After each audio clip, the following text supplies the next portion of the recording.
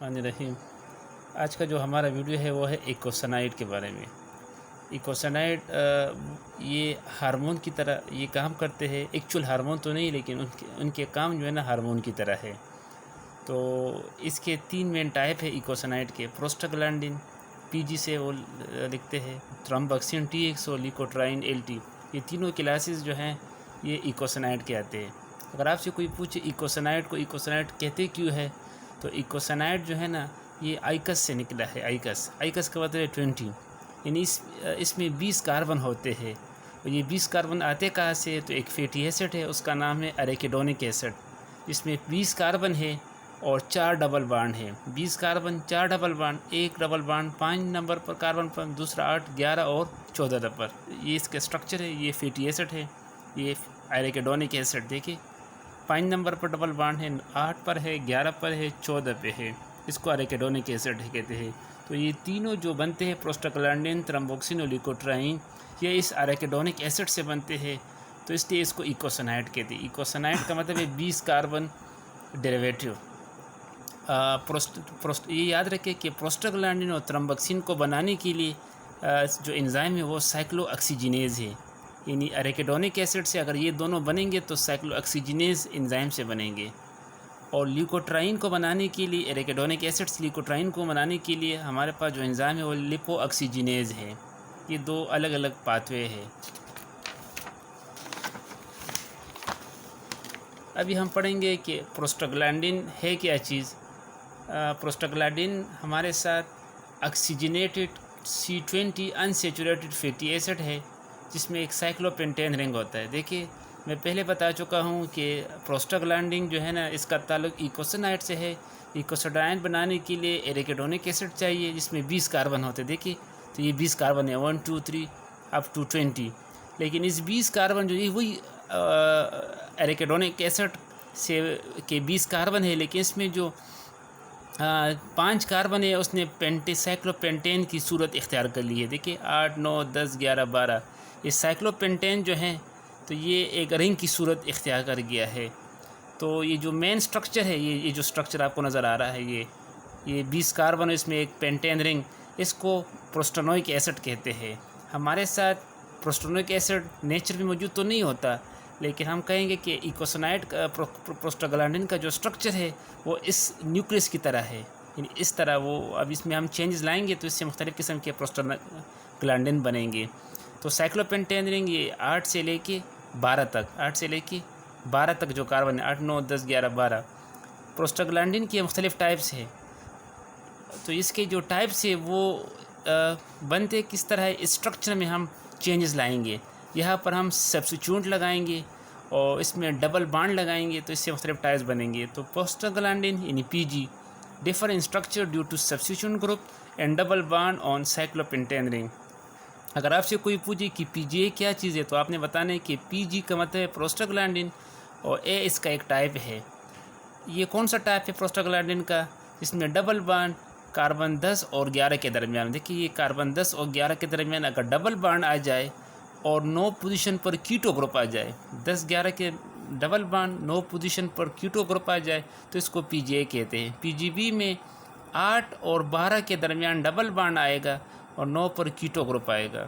PGC मतलब है prostaglandin सी, इसमें डबल बांड 11-12 पोजीशन पर आएगा, यहाँ पर आएगा डबल बांड, और 9 नंबर पर जो है ना ये कीटो ग्रुप है। देखिए डबल बांड की पोजीशन चेंज करने से मुख्तलिफ़ किस्म के प्रोस्टाग्लैंडिन बन रहे हैं। तो ये एक प्रोस्टाग्लैंडिन है, वही स्ट्रक्चर ऊपर हुआ देखिए ज़रा बिल्कुल सेम है, लेकिन सिर्फ फ़र्क ये है कि कार्बन नंबर 9 पर कीटो ग्रुप है, कार्बन नंबर 11 पे OH है, और 13 और 14 के दरमियान डबल बांड है। ये एक प्रोस्टाग्लैंडिन है। इस स्ट्रक्चर को देख के वही प्रोस्टानोइक एसिड है, लेकिन इसमें कार्बन 9 पर कीटो ग्रुप है, कार्बन 11 पे OH है, 13-14 के दरमियान डबल बांड, 14 पर OH है। इसको PGE कहते हैं। PG का मतलब है प्रोस्टाग्लैंडिन, E इसका एक टाइप है। इसको ज़रा आप देखें कि जो 1 है इसका मतलब है इसमें एक डबल बांड है। अगर इधर 2 आ जाए तो इसका मतलब होगा कि 2 डबल बांड। जो सबस्क्रिप्ट है वो आपको नंबर ऑफ़ डबल बांड के बारे में बताएगा। अभी हम कहेंगे कि सिंथेसिस कैसे होगी। हम पहले बता चुके हैं कि प्रोस्टाग्लैंडिन, थ्रोम्बोक्सिन और लिकोट्राइन को बनाने के लिए एराकिडोनिक एसिड चाहिए, जो कि आपके पास 20 कार्बन फैटी एसिड है अनसैचुरेटेड। तो इससे पहले जो है ना प्रोस्टाग्लैंडिन H2 और प्रोस्टाग्लैंडिन G2 बनेगा। इस 2 का मतलब डबल बॉन्ड, वो HOG प्रोस्टाग्लैंडिन के मुख्तलिफ टाइप्स है। इसको बनाने के लिए ग्लूटाथायोन और साइक्लोऑक्सीजिनेज एंजाइम चाहिए और फास्फोलिपेज A2, फिर इससे और प्रोस्टाग्लैंडिन बनेंगे। प्रोस्टाग्लैंडिन तो एराकिडोनिक एसिड से बनता है और इस एंजाइम की मौजूदगी में, लेकिन बात चीज़ ऐसी होती है जो प्रोस्टाग्लैंडिन को बनाने में रुकावट डालती है, इसको इन्हिबिटर कहेंगे। इसमें एक कार्टिसोल है, कार्टिसोल प्रोस्टाग्लैंडिन को बनाने में रुकावट डालता है। ये कैसे करता है? तो कार्टिसोल इनहिबिट फास्फोलिपेज A2 एंजाइम, इसकी एक्टिविटी को स्लो करता है और इस तरह एराकिडोनिक एसिड से प्रोस्टाग्लैंडिन नहीं बनता। दूसरा हमारे साथ एस्पिरिन है, एंडोमेथसिन है और फिनाइल ब्यूटाजोन। ये तीनों जो है ना, ये एंटी इन्फ्लेमेटरी एजेंट है, ये इन्फ्लेमेशन को कम करती है। तो ये चीज़ें इन्फ्लेमेशन को जब कम करेगी तो ये कैसे करेगी? इसका मेन जो काम है एराकिडोनिक एसिड से प्रोस्टाग्लैंडिन को ना बनने देना। जब प्रोस्टाग्लैंडिन नहीं बनेगा तो फिर इन्फ्लेमेशन जो असरार, उसके जो सिम्टम्स हैं वो नहीं आएंगे। तो ये चीज़ें inhibit prostaglandin, PGG2 and PGH2। और इस तरह जो है ना, ये याद रहे कि ये एंटी इन्फ्लेमेटरी चीज़ें जो है ना लिकोट्राइन पर कुछ असरअंदाज नहीं करती, क्योंकि लिकोट्राइन के लिए जो है ना जो एंजाइम है हमने पढ़ा है वो लिपोऑक्सीजिनेज है, इसके लिए साइक्लोऑक्सीजिनेज और फास्फोलिपेज है। अभी हम फंक्शन पढ़ेंगे कि प्रोस्टाग्लैंडिन के कौन से बड़े बड़े फंक्शन है। तो पहला जो फंक्शन है वो है smooth muscle construction and relaxation. देखिए मसल 3 किस्म के होते हैं। जो मसल हार्ट में होता है उसको कार्डियक मसल कहते हैं, जिसके साथ स्केलेटन अटैच उसको स्केलेटल मसल कहते हैं। और तीसरा हमारे पास स्मूथ मसल है, जिसमें आपके इंटेस्टाइन आते हैं, ब्लड वेसल आते हैं। तो फॉर एग्ज़ाम्पल प्रेगनेंसी में जो है ना प्रोस्टाग्लैंडिन F2 बनता है, और इस प्रोस्टाग्लैंडिन F2 को बनाने के लिए हमारे साथ ऑक्सीटोसिन चाहिए। तो ऑक्सीटोसिन एक हार्मोन है, उसकी वजह से PG प्रोस्टाग्लैंडिन F2 बनेगा और इस वजह से यूटराइन कंट्रक्शन होती है। जब यूटराइन की कंट्रक्शन होगी तो इससे जो है ना प्रेगनेंसी ख़त्म हो जाएगी। तो because of this effect they have been used to terminate unwanted pregnancy. इस तरह हमारे साथ प्रोस्टाग्लैंडिन PGE2 जो है वो रिलैक्सेशन करता है ब्रोंकियल स्मूथ मसल। आपका जो ब्रोंकस है, सांस की नाली है, जो वो नीचे ब्रोंकस में डिवाइड हो जाती है ब्रांकियोल में, तो उसकी रिलैक्सेशन में ये काम आता है। दूसरा इसका फंक्शन है इन्फ्लेमेटरी रिस्पॉन्स। तो prostaglandin PG are involved in inflammatory response. जहाँ पर इन्फ्लेमेशन हो जाती है तो वो जगह दर्द करेगी, वो जगह स्वेल हो जाएगी। तो इस अमल को इन्फ्लेमेशन कहते हैं। इसको बढ़ाने में प्रोस्टाग्लैंडिन का रोल है। जितना प्रोस्टाग्लैंडिन ज़्यादा पैदा होगा इतना इन्फ्लेमेशन भी ज़्यादा होगा।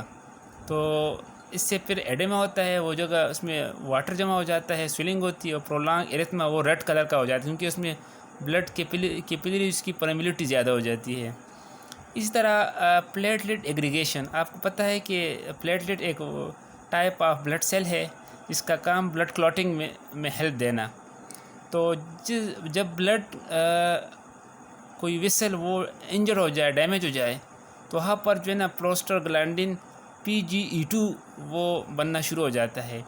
ये PGE2 फिर और प्लेटलेट्स को जो है ना इकट्ठा करना शुरू कर देता है। इस तरह वहाँ पर ब्लड क्लॉट जमा हो जाता है।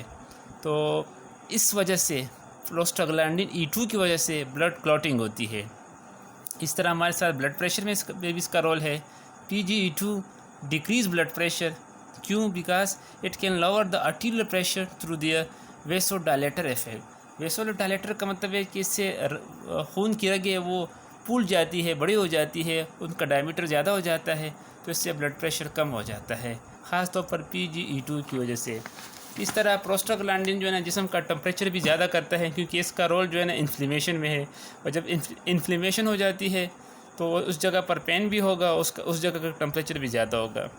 प्रोस्टाग्लैंडिन PGE2 स्टमक की जो सिक्रीशन है गैस्ट्रिक जूस से उसको कम कर देता है। इस तरह प्रोस्टाग्लैंडिन सोडियम और वाटर को रिटेन करता है किडनी के ज़रिए से। ये सब कुछ था प्रोस्टाग्लैंडिन के बारे में।